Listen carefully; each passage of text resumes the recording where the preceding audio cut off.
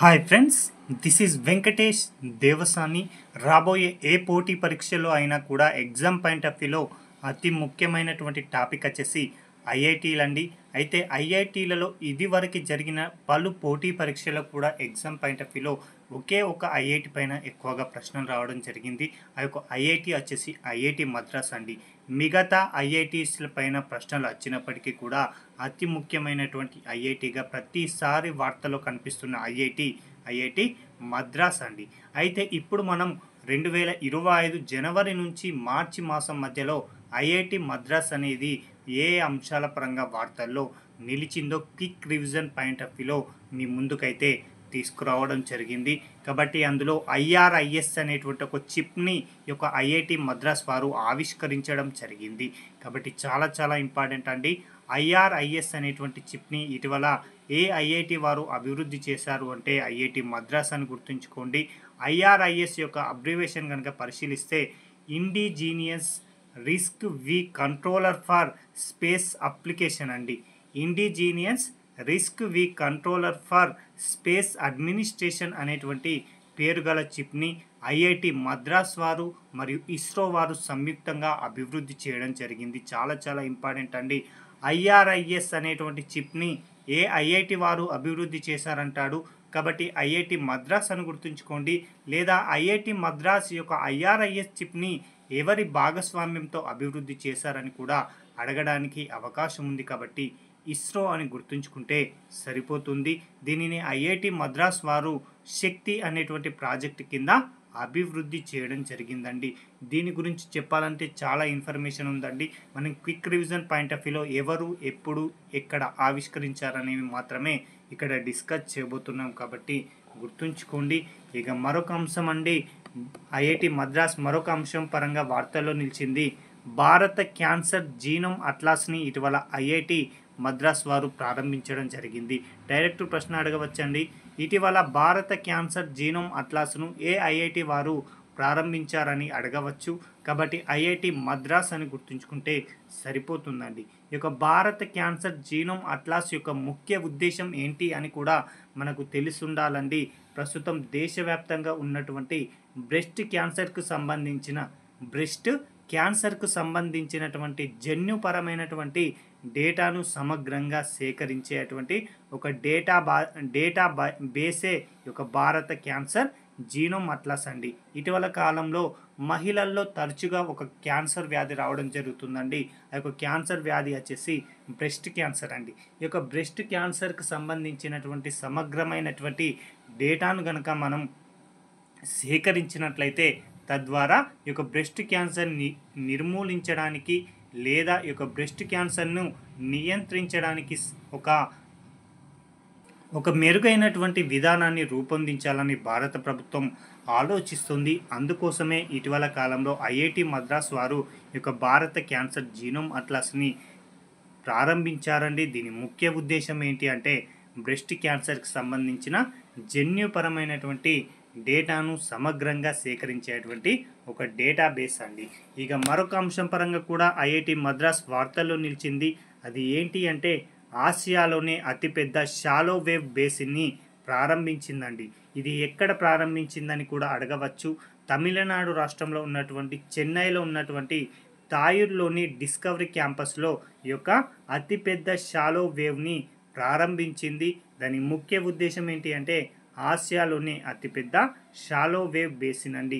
ఇక్కడ అంశాలకు సంబంధించి వివరణ ఇవ్వలేకపోతున్నామండి. ఎందుకంటే మనకు చాలా తక్కువ టైం ఉందండి. కేవలం 10-12 రోజులు మాత్రమే ఉంది. ఇక్కడ మనం ప్రతి అంశాన్ని ఇన్డెప్త్గా నేర్చుకుంటే మిగతా అంశాలపైన నేర్చుకునేటువంటి ప్రయత్నం అనేది జరగకపోవచ్చు. కాబట్టి జస్ట్ మీకు క్విక్ రివిజన్ పాయింట్ ఆఫ్ వ్యూలో ఒకసారి ఐఐటీలను టచ్ చేయాలనే ఉద్దేశంతో ముఖ్యమైన అంశాలను మీ ముందుకు తీసుకురావడం జరిగిందండి. ఇక మరొక అంశం అండి, ఐఐటి మద్రాస్లో ఇటీవల కాలంలో ఇస్రో వారు ఒక రీసెర్చ్ సెంటర్ని కూడా ఏర్పాటు చేయడం జరిగింది. కాబట్టి అడగడానికి అవకాశం ఉందండి.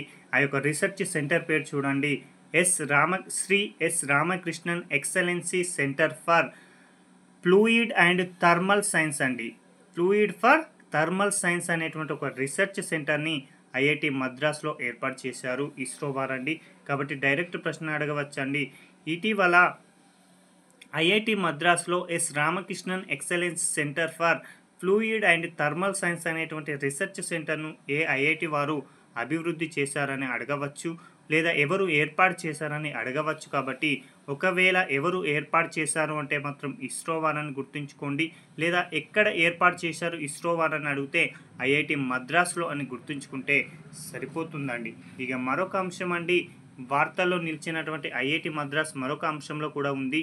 అది ఏంటిదంటే బాలిస్టిక్ క్షిపణులు ఏవైతే ఉంటాయో ఆ యొక్క బాలిస్టిక్ క్షిపణుల నుండి రక్షణ కోసం ముఖ్యంగా దేశంలో కొన్ని ముఖ్యమైన స్థావరాలు ఉంటాయండి. ఒకటి వచ్చేసి విమానాశ్రయాలకు సంబంధించిన రన్వేలు, అణుశక్తి కేంద్రాలు, అలాంటి ముఖ్యమైన ప్రాంతాలను రక్షించడం కోసం ఒక ప్రత్యేకమైనటువంటి వ్యవస్థని ఐఐటి మద్రాస్ వారు రూపొందించారు లేదా అభివృద్ధి చేశారని గుర్తుంచుకుంటే సరిపోతుందండి. ఇక్కడ ప్రశ్న ఏ విధంగా అడగవచ్చు అంటే బాలిస్టిక్ క్షిపణుల నుండి రక్షణ కోసం ఇటీవల కాలంలో ఒక సరికొత్త ప్రణాళికను ఎవరు అభివృద్ధి చేశారని అడగడానికి అవకాశం ఉంది. కాబట్టి ఐఐటి మద్రాస్ వారిని గుర్తుంచుకుంటే సరిపోతుందండి. ఇక మరొక అంశం అండి, ఐఐటి మద్రాస్ మరొక అంశంలో వార్తల్లో నిలిచింది. ఆ యొక్క అంశం ఏంటి అంటే ఎయిర్ అంబులెన్స్ అండి. ఎయిర్ అంబులెన్స్ అండి. అసలు ఏంటి ఎయిర్ అంబులెన్స్? అసలు ఈ యొక్క అంశాన్ని ఎందుకోసం ఈ యొక్క ఐఐటి మద్రాస్ వారు తీసుకొచ్చారంటే ఇప్పుడు ప్రస్తుతం విపరీతమైనటువంటి జనాభా పెరుగుతుంది. ఆ యొక్క విపరీతమైన జనాభా వలన విపరీతమైనటువంటి ట్రాఫిక్ సమస్య అనేది ఏర్పడడం జరుగుతుంది. ఈ సందర్భంలో ఎవరికైతే ఒక విపత్కర పరిస్థితి లేదా ఎమర్జెన్సీ గనక సంభవిస్తే అతన్ని సకాలంలో వైద్య సేవలను అందించేందుకోసమై ఆసుపత్రికి చేరేలోపే అతనికి ఒక ట్రాఫిక్ జామ్ వల్ల అతడు మరణించే అవకాశం ఉందండి. ఓకేనా? ఒక వ్యక్తికి ఏదైనా ఒక ప్రమాదం సంభవిస్తే అతనిని నిర్ణీత సమయంలోపు ఆసుపత్రిలో చేర్పించాలండి. ఆ సందర్భంలో రోడ్లపైన విపరీతమైన వెహికల్స్ అనేవి ఉండడం జరుగుతుంది. ఈ సందర్భంగా ఏమవుతుందంటే అతన్ని సరైన సమయంలో ట్రాఫిక్ జామ్ వల్ల అతనికి వైద్య సదుపాయాలు అందించలేక మరణించడం జరుగుతుంది. కాబట్టి ఇలాంటి సమస్యలను పరిష్కరించాలనే ఉద్దేశంతో ఈ యొక్క ఎయిర్ అంబులెన్సులను అయితే తీసుకురావాలని భావించడం జరిగింది.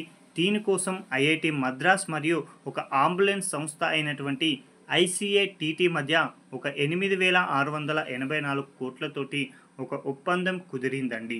అయితే ఈ యొక్క ఎయిర్ అంబులెన్స్ యొక్క ముఖ్య ఉద్దేశం ఏంటి అంటే రన్వే అవసరం లేకుండానే టేకాఫ్ మరియు ల్యాండింగ్ అయ్యేటువంటి ఎయిర్ అంబులెన్స్ అండి. అంటే ఇప్పుడు ప్రత్యేకంగా ఒక అంబులెన్స్ ప్రారంభించాలంటే రన్వే కావాలండి. అంటే ఎయిర్ అంబులెన్స్ ఇప్పుడు మనం విమానాన్ని స్టార్ట్ చేయాలంటే అది కొంత దూరం వరకు రన్వే పైన ప్రయాణించాలి. ఆ తదుపరి అది గాలిలోకి ప్రయాణించడం జరుగుతుంది.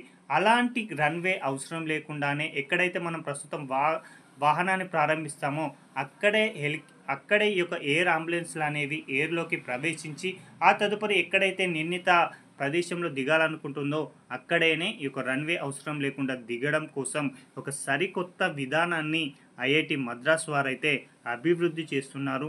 అందులో భాగంగా మొదటి విడతగా ఒక 788 ఎయిర్ అంబులెన్స్లను తీసుకురావాలని కూడా ఒక ప్రణాళికనైతే రూపొందించారు. కాబట్టి ఎయిర్ అంబులెన్స్ అనే ఒక ప్రణాళికను ఎవరు తీసుకొచ్చారని అడగవచ్చు, లేదా ఏ ఐఐటి అంటే మాత్రం ఐఐటి మద్రాస్ అని గుర్తుంచుకుంటే సరిపోతుందండి. ఇక మరొక అంశం అండి, మోస్ట్ ఎక్స్పెక్టెడ్ చేయాల్సినటువంటి అంశం ఏంటంటే ప్రాజెక్ట్ విస్తార్ అనేటువంటి దానిని కూడా ఇటీవల ఐఐటి మద్రాస్ వారు తీసుకురావడం జరిగింది. అసలు ప్రాజెక్ట్ విస్తార్ యొక్క అబ్రివేషన్ ఏంటో మనకు తెలిసి ఉండాలండి. Virtually integrated system to access agriculture resources అండి. మరొకసారి చూద్దామండి.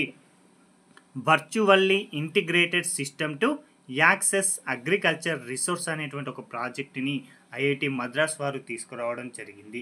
అయితే దీనితో ఎవరెవరు ఒప్పందం చేసుకున్నారు ఈ యొక్క ప్రాజెక్టు కోసం అంటే ఐఐటి మద్రాస్, అదేవిధంగా భారత వ్యవసాయం మరియు రైతు సంక్షేమ మంత్రిత్వ శాఖతోటి ఇటీవల ఒప్పందం కుదిరింది. అయితే ఒక ప్రాజెక్టు విస్తార్ యొక్క ముఖ్య ఉద్దేశం ఏంటి అంటే డిజిటలైజేషన్ ద్వారా వ్యవసాయ విస్తరణ వ్యవస్థ యొక్క సామర్థ్యాన్ని మరియు ప్రభావాన్ని పెంచడం అండి. ఇప్పుడు ప్రస్తుతం సమాజం అంతా కూడా డిజిటలైజేషన్ కావడం జరిగింది. అలాంటి డిజిటలైజేషన్ ద్వారా వ్యవసాయ విస్తరణ వ్యవస్థ యొక్క సామర్థ్యాన్ని పెంచడం, అదేవిధంగా వాటి యొక్క ప్రభావాన్ని పెంచడమే ఈ యొక్క ప్రాజెక్టు విస్తార్ యొక్క ముఖ్య ఉద్దేశం అండి.